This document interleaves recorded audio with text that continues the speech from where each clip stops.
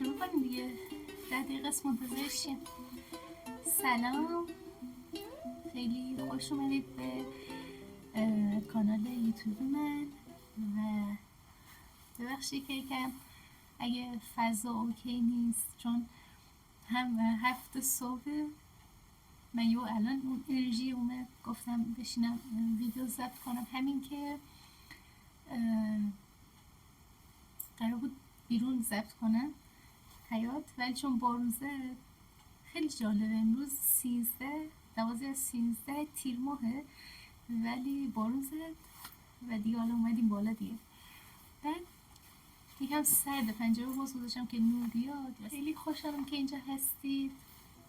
شاید شما اولین نفری باشی که الان داری ویدیوی منو میبینی. اولین ویدیو رو خواستم بگم که اختصاص بدم به این که من رو بشناسید اول و بگم که من کی هستم.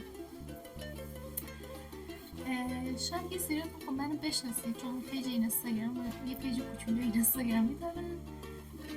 من آیناز صابری، 18 سالمه و توی شمال ایران زندگی میکنم و کارم زیورآلاته و کانال یوتیوبی هم که زدم توی همین راستا هستش و حالا یه سری پشت صحنه ها یه سری حالا دارم کار انجام میدم یا مثلا یه سری خریدار دارم آنباکس میکنم و گفتم چون طولانی تر میشه توی یوتیوب بزنم، وگرنه فعالیت اصلی توی اینستا هستش.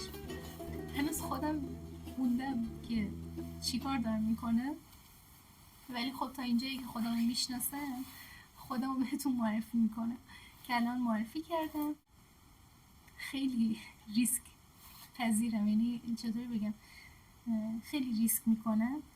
یعنی یه دونه فکر تو ذهنم بیفته در عرض 1-2 روز انجامش میدم و اینطوریه که من الان از 16 سالی، یعنی تقریبا 2 سال پیش یه تصمیم گرفتم که شاغل بشم.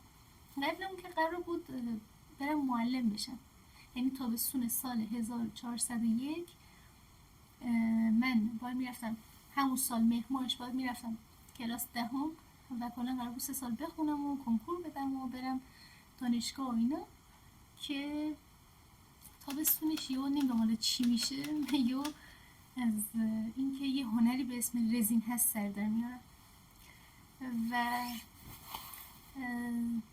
تقریبا یادم یه هفته گشتم یه استادی رو پیدا کردم که حالا بدک نبود آموزشاش، اومدم ازش یاد بگیرم.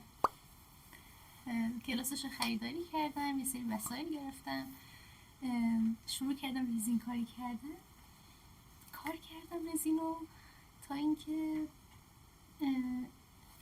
یکم شلوغ میشه ایران و وضعیت جوری میشه که این اینستاگرام فیلتر میشه و پیج 1-2 هفته‌ای من بسته میشه و من میمونم و یه سری اپ‌های ایرانی که 1-2 سالی توی اونا فعالیت میکردم چون گوشیم کوچیک بود و فیلتر شکن اصلا توش نصب نمیشد تا بخوام اینستامو نصب کنم و بیام توی پیجم.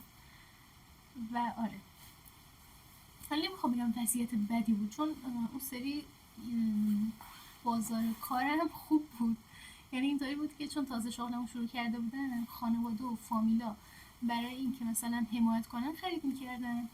بعد از طرفی رفته بودم مدرسه جدید، وسایلی که درست میکردم هیچی از منو نمیشناخت و خجالت نداشتم از اینکه ببرم مثلا وسیله رو بفروشم و هی با معاون و اینا صحبت میکردم، بازارچه میذاشتیم و وسیله‌ای که درست میکردم رو میآوردم میفروختم.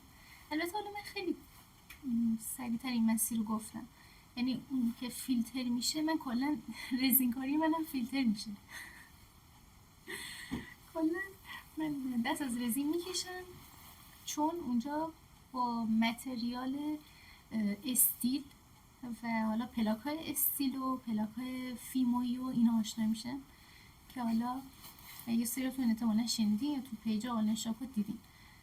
یه سری پلاک آماده مثل حالا همینی که انداختم، مثل همین میگرفتم میآوردم اتصالاتشو به من وصل میکردم و میبردم مدرسه، حالا بازارشو اینو داشتیم میفروختم تا 1-2 سال اینجوری پیش رفت تا اینکه تونستم حالا گوشی بگیرم و این کار با اینستا رو کم کم یاد گرفتم و شروع کردم تولید محتوا و پیج زدم. حالا اینا دیگه چی بگم، وقتی پیج اینستامو برای بار دوم زدم و شروع کردم توش فعالیت و با یه سری وسایل آماده آشنا شدم که توی این شهر خودمون میرفتم یه بازار خیلی بزرگی بود که حالا همه چیز کلی میفروختن، کل فروشی، مثل بازار 15 خرداد تهران، یه همچین چیزی بود تقریبا. رفتم اونجا دیدم که چقدر خوبه، من که درس دارم وقت ندارم مثلا حالا بیام دونه دونه گردم درست کنم، چقدر خوبه، بسته‌بندی آماده با قیمت کمتر میگیرم، بس سودش هم بیشتر. من خودم کار میکردم قیمت کمتری رو کارا میذاشتم،